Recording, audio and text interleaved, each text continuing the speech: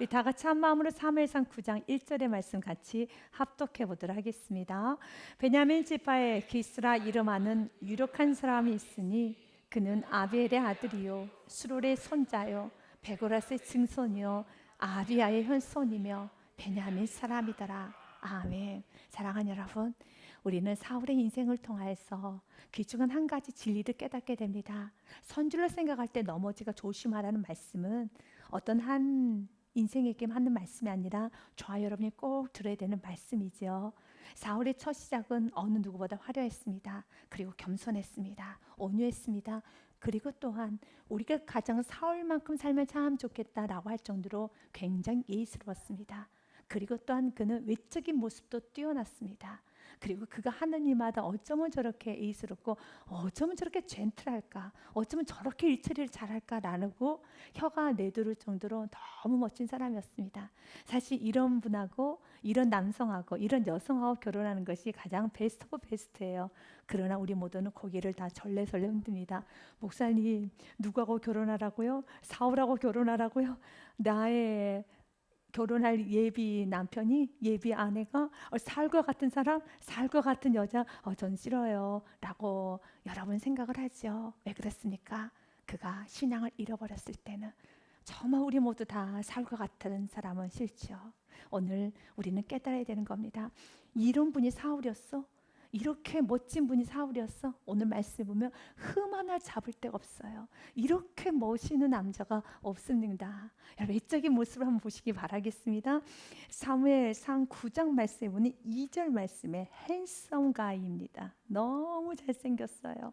기숤의 아들이 있으니 그의 이름은 사울이요 준수한 소년이라. 잘생겼다는 뜻이죠. 잘생겼는데 외모가 잘생겨고 더 나아가서 남성이든 여성이든 키가 좀 훤칠하게 크면 더 잘생겨 보이잖아요. 그죠?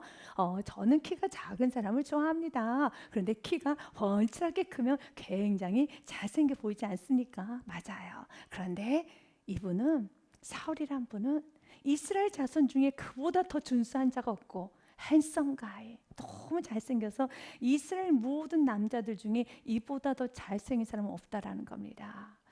그리고 키는 모든 백성보다 어깨 위만큼 더 컸더라. 저는 굉장히 좀 부담스러운데요. 이 정도로 잘생겼다는 겁니다. 그런데 원래 잘생긴 사람은 예의가, 버릇이 영 없거든요. 그런데 이분은 예의도 있고요, 버릇도 있고요, 부모님을 얼마나 잘 섬기는지 모릅니다.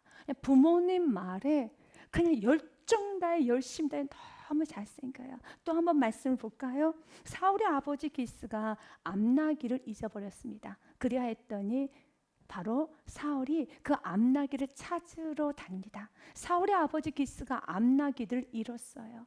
그의 아들 사울에게 이르되 너는 일어나 한 사원을 데리고 가서 암나기를 찾으라 합니다. 그리하였더니 그는 그 암나기를 찾으러 열심히 다닙니다. 부모님을 그만큼 잘 섬긴다는 뜻이고 부모님의 말씀을 잘 듣는다는 뜻이죠.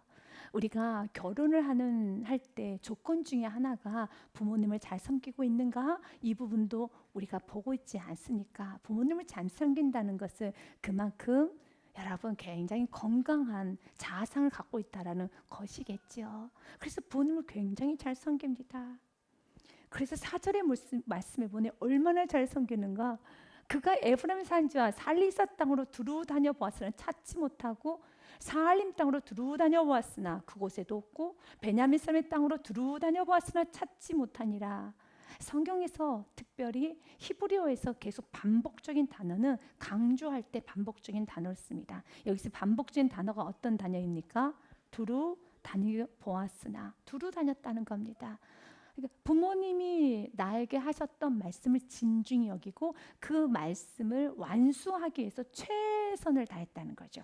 대충 일하지 않아요. 대충 살지 않습니다. 마치 나가서 두부 한 번만 사올래? 라고 말을 하는데, 여러분, 두부를 사러 가다가 이곳에 들리고 저곳에 들리고 아이스크림 하나 사 먹고 또 지나가다가 여러분 이렇게 광고판 있으면 또 멀끄러미 광고판 쳐다보고 이거 쳐다보고 저거 쳐다보고 그러는 것이 아니라 부모님 말씀을 굉장하게 진중하게, 그리고 부모님의 기쁨이 되려고 또 부모님이 하시는 말씀을 그대로 빠르게 실천하려고 노력이 굉장히 많이 보이는 말씀인 거죠.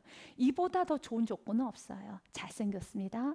부모님을 잘 섬겼습니다. 여러분, 그러면 잘생기고 부모님을 잘 섬기는 조건, 세상에서는 최고이죠. 또 하나 최고가 있어야 되겠네요. 그래도 가난하면 저는 안 되는데요. 부자여야 되는데요. 1절 말씀 하나 놓쳤네요. 집이 굉장히 부자예요. 1절 말씀에 보니 이렇게 돼 있어요. 베냐민 지파에 기스라 이름하는 유력한 사람이 있으니, 여기서 유력하다는 것은 갑부란 뜻입니다. 최고의 조건이죠. 유력한 사람 갑부 집안에, 여러분, 난 두 번째, 잘생겼어요.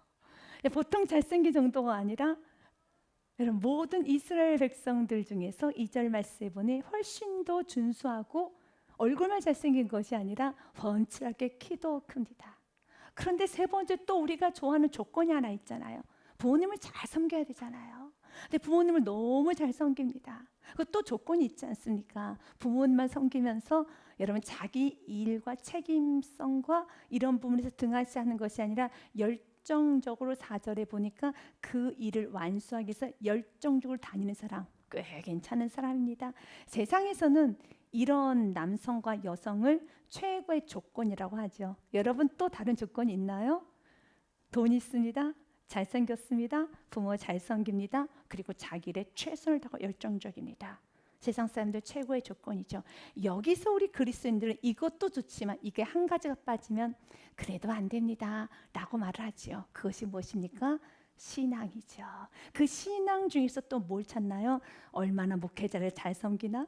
교회를 잘 섬기나? 이 부분도 우리는 좀 체크를 하죠. 왜냐하면 교회라는 것은 이 땅에서 하나님의 말씀을 들을 수 있는 장소이기 때문에 교회하고 뒤틀어져 있거나 교회하고 여러분 좋은 관계를 못 맺거나 좀 이러고 자신 혼자 하나님과 독단의 신앙 갖겠습니다 하면은 정말 많이 부담스럽지 않겠습니까? 혹시 그러다가 혼자 개척하고 여러분 가정에서 가정교회 만들겠다고 하면은 그건 정말 대책 없는 사람이기 때문에 혼자 독대하는 신앙은 좀 거북스럽죠. 굉장히 좀 부담스럽지 않습니까? 그런데 이분은 사울은 우리의 조건, 영적인 조건이 너무 잘 맞아 들어갑니다. 왜냐하면 사무엘을 잘 섬겨요. 이렇게 말합니다.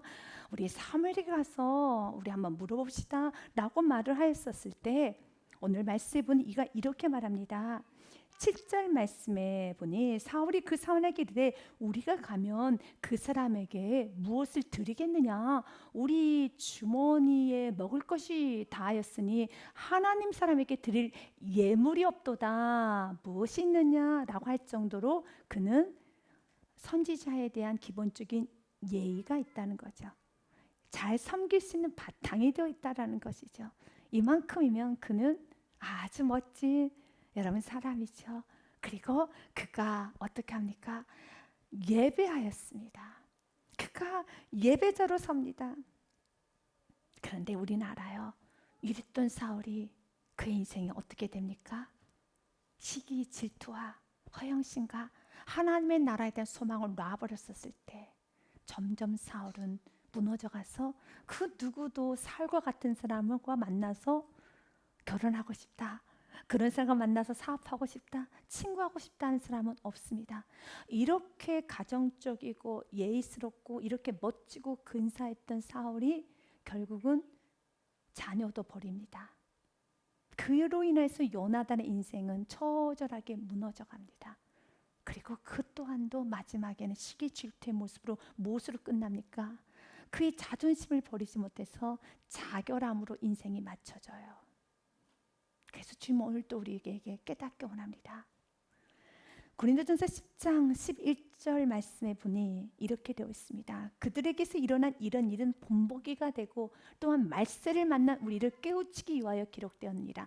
오늘 이런 사울의 말씀도 챙겨 들음으로써 이렇게 처음 시작은 굉장히 멋지지만 그가 하나님의 나라를 놓아버렸을 때, 비전을 놓아버렸을 때, 그가 하나님의 뜻을 저버리고 하나님께서 사울에게 하셨던 메시지 앞에서 엎드리지 못하였을 때 그의 인생의 말로가 어떻게 되어 가는지를 보고 깨달아야 되는 것입니다. 그래서 12절 말씀에 그런즉 선줄로 생각하는 자는 넘어질까 조심해라. 라고 하면서 10절에 우리가 읽지 않았습니까? 11절 말씀처럼요. 그들에게 일어난 이런 일을 본보기가 되어 라고 하면서 10절, 9절, 8절, 7절부터는 성경 기록된 많은 실패한 사람들 이야기가 기록이 되어 있습니다. 우리가 두 절만 보기 원합니다. 9절부터 10절 말씀만 보겠습니다. 그들 가운데 어떤 사람들이 주를 시험하다가 뱀에게 멸망하였나니 우리는 그들과 같이 시험하지 말자. 시험하지 말아라. 두 번째, 원망하지 말아라. 그들 가운데 어떤 사람들이 원망하다가 멸망시키는 자에게 멸망하였나니 너희는 그들과 같이 원망하지 말아라. 원망을 하는 데는 다 이유가 있어요. 이유 없이 원망하겠습니까? 이유 없이 불평하나요? 불만하나요? 이유 없이 의심하나요? 이유 없이 우리가 시험하나요? 그렇지 않아요. 다 이유가 있습니다. 그러나 여러분들이 항상 점검해야 되는 것이 지금 내가 이유 없이 불평, 불만, 원망, 시험, 낙심, 낙담, 두려워하진 않죠. 분명히 원인이 있습니다. 그러나 여러분, 결과가 지금 여러분의 신앙이 내가 너무 불안하고 두렵고 내가 무섭고 내 안에 너무너무 아픔이 있어서 더욱더 주님께로 가까이 예배 자리로 가까이 나가고 있더라면 여러분은 그 모든 아픔과 고난이 여러분에게는 합력하여 선이 이루어지게 될 겁니다. 중요한 거는 지금 사울은 점점 더 예배 자리를 떠나요. 이것이 문제라는 겁니다. 나에게는 아픔이 있을 수 있습니다. 우리 신앙이 온전한가요? 여러분의 신앙은 지금 어떤가요? 온전한가요? 아니에요. 여러분의 신앙 온전하지 않는 부분이 많이 있죠. 때로는 두렵기도 하죠. 이렇게 큰 은혜를 받았고 이런 십자가의 사랑을 깨달았음에도 불구하고 우리가 때로는 무섭기도 하고 걱정, 근심도 많고 또 누군가 나에게 섭섭한 말을 하고 누군가 나에게 아픔을 주면은 여러분 주님을 위해서 순교까지 하겠다라고 결단을 해도 내 옆에 있는 사람이 나에게 여러분 쿡쿡 찌르는 말을 했을 때 순교를 해도 난 절대 못 죽어라고 할 정도로 우리 인간이 그렇습니다. 그러면서 우리는 내가 이렇게 살면 안 되는데 이 은혜를 받았는데 라고 하지만 이런 은혜를 받았다라고 하지만 여지없이 우리는 연약한 존재예요. 여지없이 우리는 넘어질 수밖에 없는 존재입니다. 하지만 나의 연약함과 나의 넘어짐의 그 아픔을 주님께 토로하면서 주님을 더 붙들기 시작하면은 그래서 나의 신앙의 결론이 더 주님께 가까이 나가고 있다라면 다윗도 수만 번이 흔들렸어요. 그러나 그는 더욱더 주님께 가까이 가면 그의 신앙은 어제보다 오늘보다 내일 더 자기 자신을 부인하고 더 하늘나라의 소망을 갖고 더 예배자리로 가고 나아가면 되는 것입니다. 저는 여러분들에게 오늘 귀한 말씀을 통해서 이토록 사울이 멋졌나? 네, 너무너무 멋졌습니다. 그래서 성경 우리에게 말하는 것입니다. 그런즉 12절에 선줄로 생각할 때 생각하는 자는 내가 좀 서 있다. 내가 신앙생활 여기까지 잘하고 왔다. 넘어질까 조심하라는 말씀을 반드시 기억해야 되는 겁니다. 우리 하나님도 많이 우리에게 경고하였습니다. 선줄로 생각할 때 넘어질까 조심하라는 이 샘플은 이 선줄로 생각할 때 넘어졌던 샘플은 성경에 많이 기록이 됐어요. 설마 나는 우리 가정은 그렇지 않겠지. 그렇지 않아요. 사단은 우리가 축복의 길로 가고 우리가 축복으로 마무리가 되고 신앙의 유산이 남겨지는 건 절대로 보지 못하는 게 사단의 속성입니다. 그렇기 때문에 주님 오늘 또 내가 예배 자리에 있고 내가 좁은 길을 갈 수 있다는 건 은혜인 걸 기억하셔야 되는 겁니다. 주여 나를 꼭 붙잡아 주사. 아버지 내가 좀 서 있을 때 조금 내가 여유가 있을 때 더 주님을 강력하게 붙잡기 원하며 더 여러분 내가 왕의 자리 더 지도자의 자리 더 내가 무언가를 마음껏 할 수 있는 자유권이 있고 나에게 힘이 있을 때 특별히 강성해질 때 조심하십시오. 역대 하 말씀해 보면 26장에 여러분 우시아 왕이 나옵니다. 우시아의 시작도 사울 왕처럼 너무 멋지고 근사한 왕이었습니다. 그래서 이사야 선지자가 우시아가 죽던 해라고 했었을 때 너무 그가 마음을 아파했던 것은 우시아가 참 아름답게 하나님을 잘 섬겼기 때문에. 그러나 우시아가 강성해짐에 마음이 교만해지는 겁니다. 강성해질 때는 마음이 교만해집니다.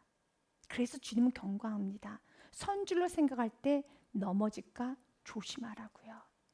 그가 강성해짐에 그의 마음이 교만하여 악을 행하여 그의 하나님 여호와께 범죄하되 곧 여호와의 성전에 들어가서 향단에 분향하려 한지라. 결국 마음이 교만해지면은 누구와의 관계가 틀어지기 시작하냐면 예배와의 관계, 하나님과의 관계, 기도와 하나님과의 모든 관계가 다 틀어지게 되어 있습니다. 언제나 우리 자신을 봐야 되는 겁니다. 내가 두렵고 떨리고 나는 여전히 연약하고 여전히 부족하지만 그러나 내가 더 예배자로 나아갈 수만 있더라면 여러분은 안전합니다.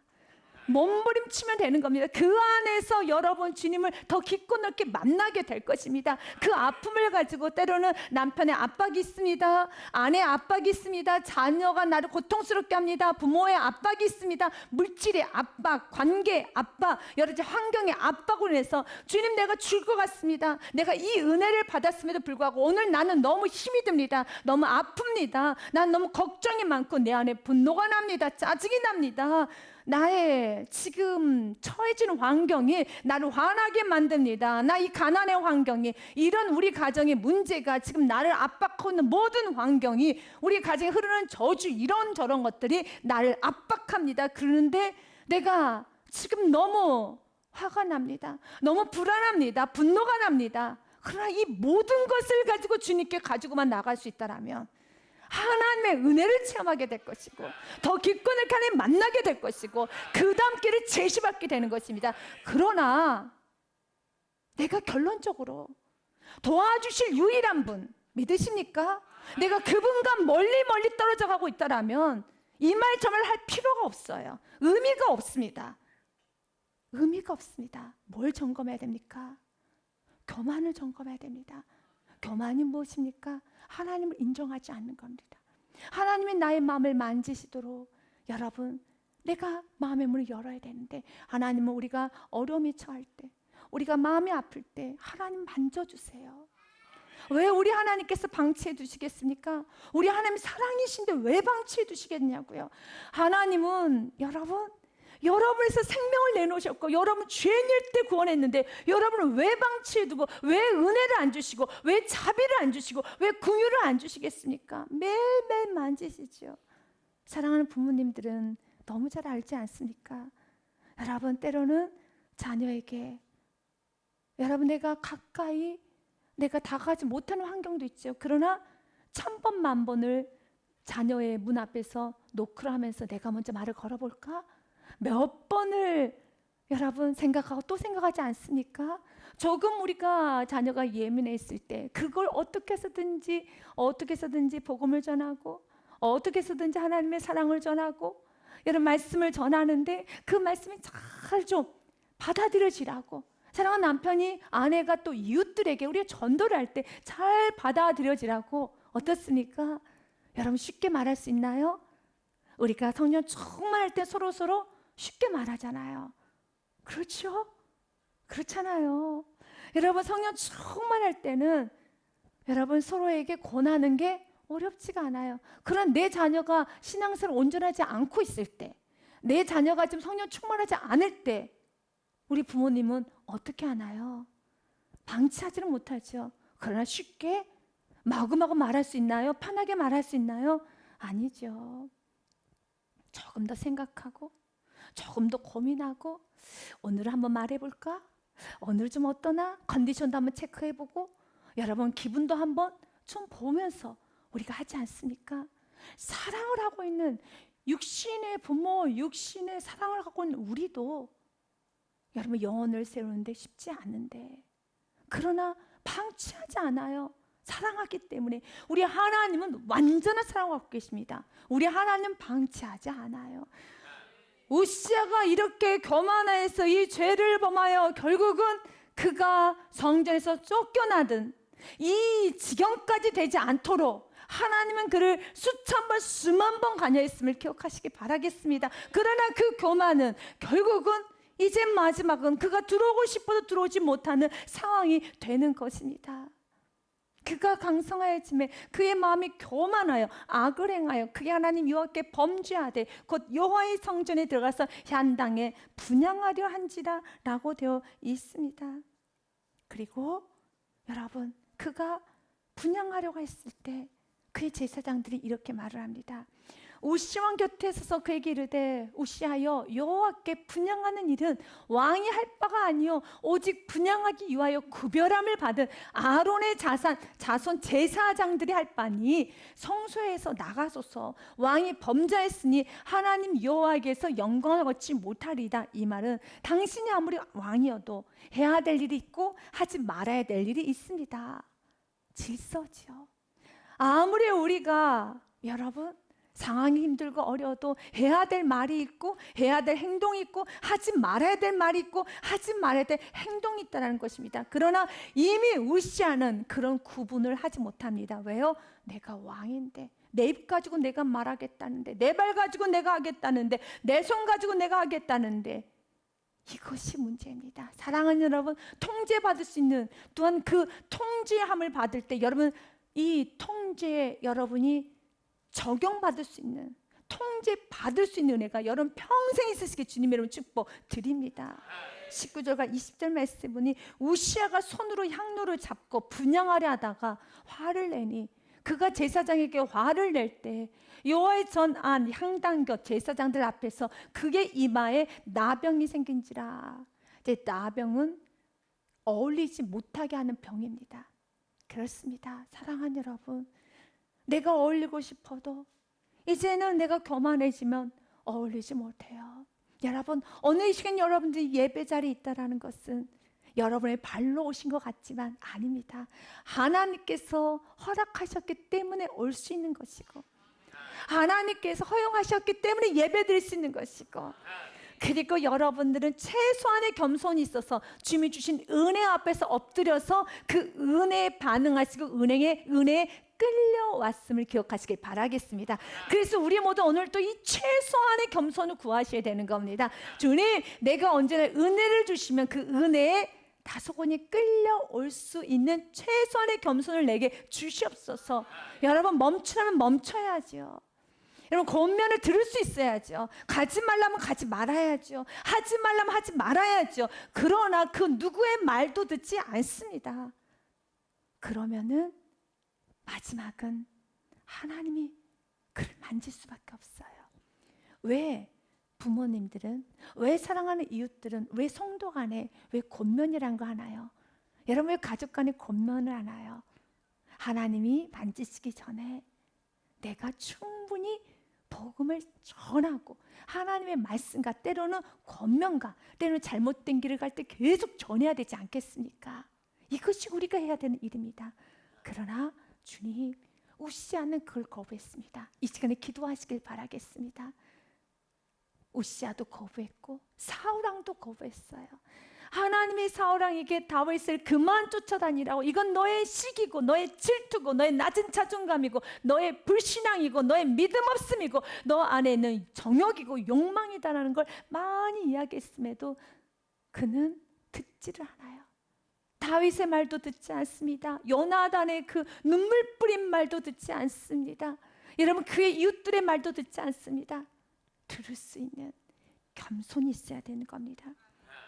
그리하여 20절 말씀에 보니 대제사장 아세라와 모든 제사장이 왕의 이마에 나병이 생겼음을 보고 성전에서 급히 쫓아내고 여호와께서 치심으로 왕도 속히 나가니라. 이렇게 우시아의 결론은 좋지 않게 끝납니다. 사울왕의 결론도 그렇습니다. 그래서 우리는 또 한 번 같이 한번 읽어보기 원합니다. 고린도전서 10장 12절 말씀을 가슴에 한번 새겨보시기를 바랍니다. 같이 읽습니다. 그런즉 선줄로 생각하는 자는 넘어질까 조심하라. 아멘. 하나님도 조심하라는 말씀을 기록해 놨습니다. 염려가 된다라는 말씀으로 기록해 놓았습니다.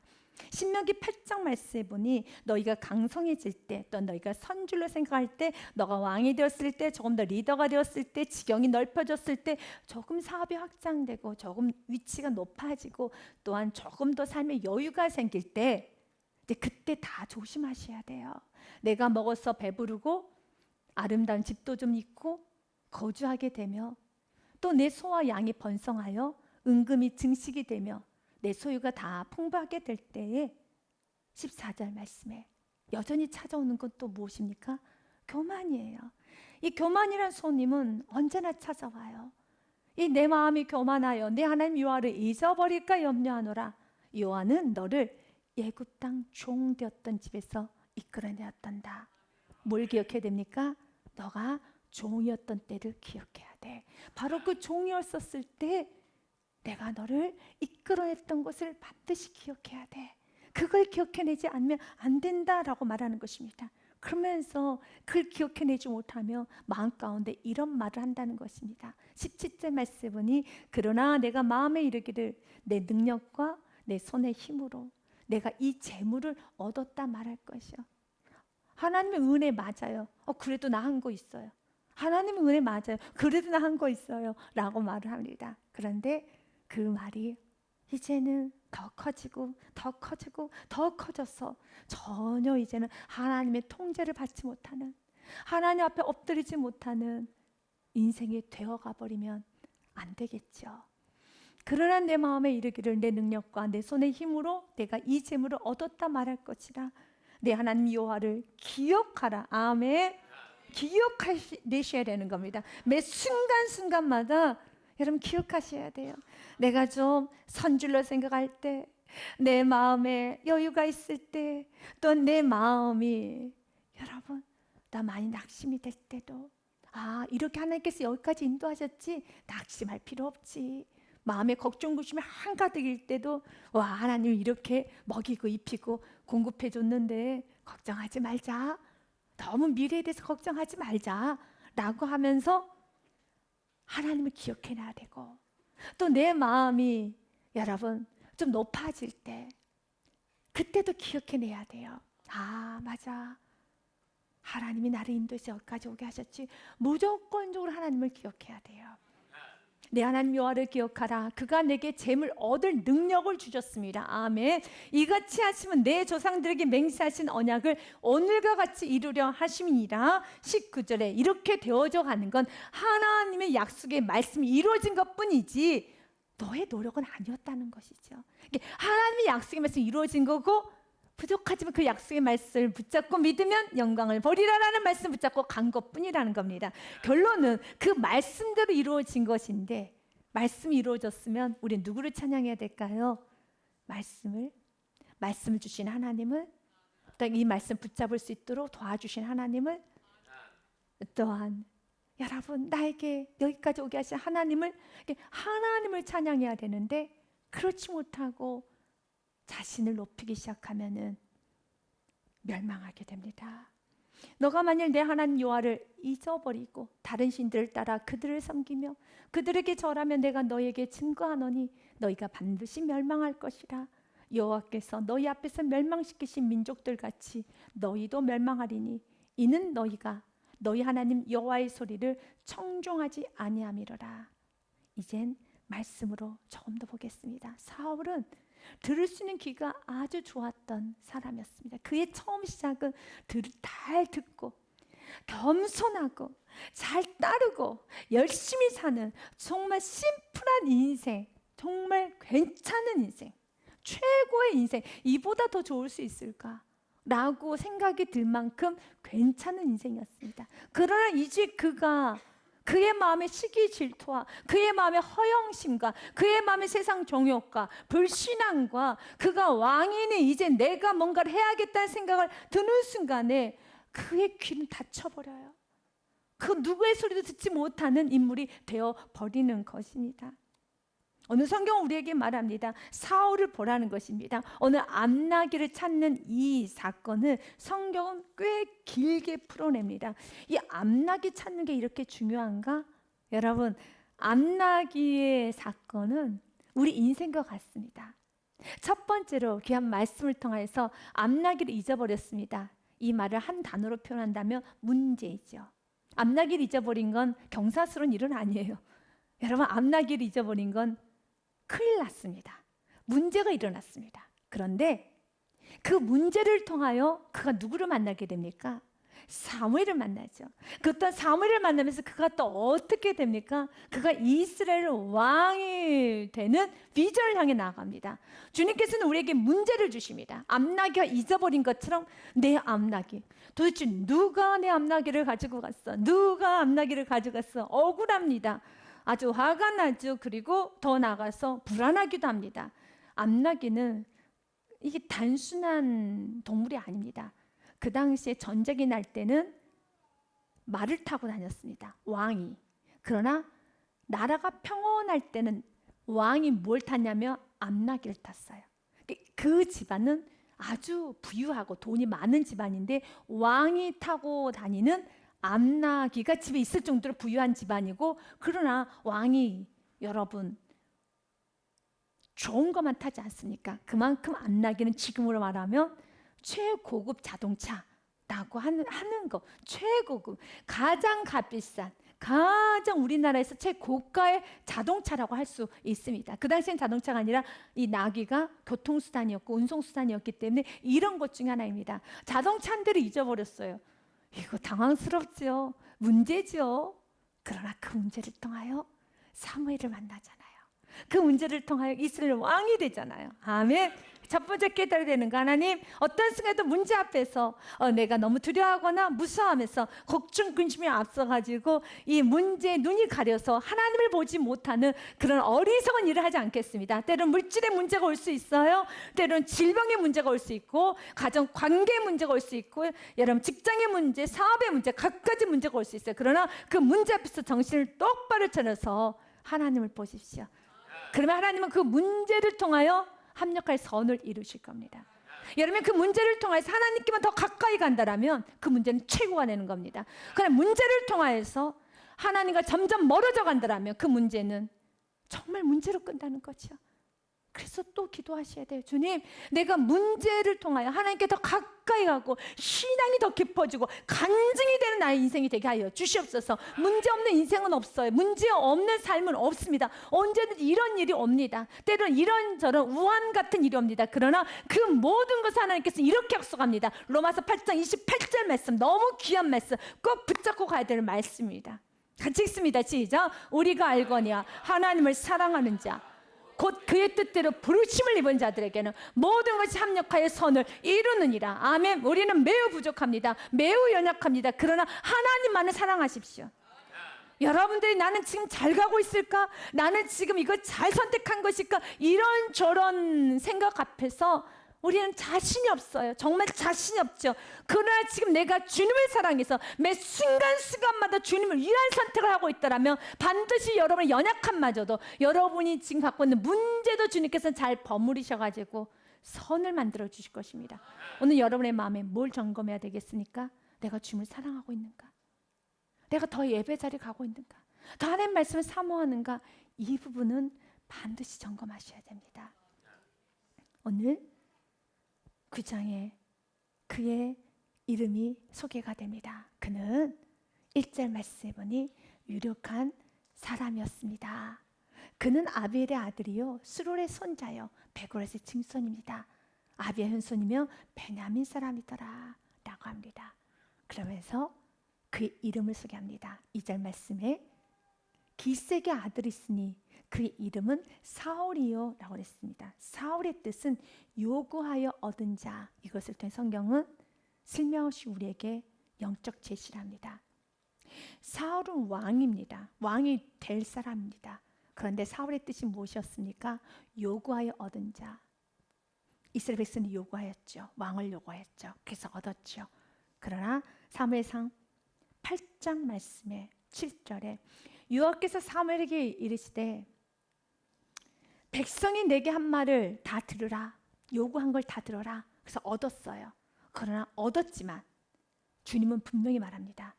너희가 오늘 얻은 것은, 너희가 얻게 된 결론은 좋은 건 아니라는 거죠. 이는 그들이 너를 버림이 아니요 나를 버려 자기들의 왕이 되지 못하게 함이니라. 마음껏 요구하시고 마음껏 얻으십시오. 마음껏 주님께 구하십시오. 그러나 진심으로 전심 다하여 마음 다하여 마지막은 이렇게 기도하셔야 됩니다. 주님, 나의 뜻대로 되지 않고 나의 뜻대로 하지 마옵시고 아버지께서 원하신 것만 응답하여 주옵소서. 이걸 전심 다해 기도하십시오. 진심으로 기도하십시오. 우리는 우둔해서 내가 뭘 구해야 될지도, 내가 지금 옳은 걸 구하는 것조차도 모를 수 있습니다. 그러나 주님 앞에 정말 정직한 마음으로 기도하십시오. 주님, 나는 오늘 마음껏 구합니다. 그래서 구한 걸 나는 얻을 것입니다. 예수 이름은 구합니다. 그러나 주여, 나를 사랑하시고 내 영혼을 존귀 여기시는 주님, 이 시간에 간절히 전심 다하여 기도하오니 모든 환경을 통하여서 하나님 뜻에 어그러진 것은 절대로 나에게 주지 마옵소서. 나의 원대로 마옵시고 아버지의 뜻대로 되기를 원하나이다 라는 이 기도는 진실하게 하시면 하나님께서 막아주시고 말씀을 통하여 쿡 찔러서 이거 너 욕심이야. 또한 환경을 통해서 쿡 찔러서 이거 너 불신앙이야. 또한 사람들의 권면을 통해서 쿡 찔러서 이거 너의 낮은 자존감, 시기, 질투, 허영적인 마음이야 라고 알게 하여 주십니다. 그러면 어떻게 해야 되겠습니까? 잘 받아들이며 되는 것입니다. 사울은 요구하여 얻은 자의 뜻을 갖고 있습니다. 그리고 사울은 성경에서 말합니다. 그는 준수한 자, 또한 그는 유력한 자, 그리고 5절 말씀처럼 그는 부모님의 마음을 잘 매만졌던 자, 더 나아가서 주위에 있는 사람들, 영혼에 대한 배려가 있는 자도 성경 기록해 놨습니다. 왕이 되는 조건을 다 갖췄어요. 그들이 숲땅에 이른 때 사울이 함께 가는 사환에게 이르되 사울이 말합니다. 돌아가자. 암나기 그만 찾고 가자. 왜요? 자기의 계획을 포기할 줄 아는 남성이었죠. 굉장히 멋진 가이 남성입니다. 끝까지 줄 사람들 보지도 않고 끝까지 나는 끝을 내야 돼. 옆에 있는 가족 모두가 배고파서 우리 여기서 밥 먹어요 하는데 아니야, 맛집 꼭 찾을 때까지 끝까지 가자. 뭐 그런 여러분 남성들도 좀 있잖아요. 그러면 어떻습니까? 아니, 누구를 위한 맛집이냐고. 지금 내가 배가 고프다는데 누구를 위한 맛집이야. 멈추자고, 여기서 먹자고 해도 어떻습니까? 아니야, 오늘 내가 계획한 대로 다 가야 돼 라고 하면서 끝까지 고집을 피우는 남성도 있고 여성도 있지 않겠습니까? 그런데 그는 암락이라는 아주 중요한 부분도 있지만 열심히 찾다가 안 되면 포기도 할 줄 아는 남자, 아주 꼬아지지 않는, 뒤틀어지지 않는 남성이었죠. 그가 돌아가자 합니다. 이유는 한 가지예요. 내 아버지께서 암락이 생각 고사하고 우리를 위하여 걱정하시겠다. 얼마나 속이 깊습니까? 얼마나 마음이 태평양 같습니까? 이랬던 사울이 그 어린 다윗 죽이겠다고, 어린 다윗 여러분 찾아내겠다고, 그리고 그 다윗을 도와줬던 제사장 85명을 다 죽이는 이런 인물이 됩니다. 결국 사울은 하나님의 나라를 무너뜨리고 제사장을 죽이고, 여러분 그의 아들이었던 요나단 다음 세대를 죽이며 그의 아들의 아들까지 손자까지 장애로 만드는 시작점이 되는 겁니다. 이제 오늘 말씀을 통하여서 깨달아 봅시다. 설마 내 인생이 사울로 맞춰질까? 라고 생각한다면 고린도전서 10장 12절의 말씀을 한 번 더 기억하셔야 돼요. 선줄로 생각할 때 넘어질까 조심하라. 꼭 기억하시고, 그렇기 때문에 나는 더 주님께 가까이 가겠습니다. 성경 우리에게 말을 합니다. 시편 73편 26절부터 28절의 말씀을 읽고 오늘 말씀 마무리하겠습니다. 내 육체와 마음을 쇠약하나 하나님은 내 마음의 반석이시요 영원한 번기시리라. 같이 읽습니다. 시작. 무릇 주를 멀리하는 자는 망하리니 음녀같이 주를 떠난 자를 주께서 다 멸하셨나이다. 아멘. 그러나 28절도 우리 믿음으로 선포하며 하나님, 나는 이런 삶을 살겠습니다. 결단하고 주님 도와주세요 라고 간절히 원하는 마음으로 같이 읽겠습니다. 시작. 하나님께 가까이함이 내게 복이라. 내가 주 여호와를 나의 피난처로 삼아 주의 모든 행적을 전파하리다. 아멘. 내 남은 생에 전도자의 삶을 살겠습니다. 여러분 삶에 이 축복만 있으시길 주님의 이름으로 축복 드립니다.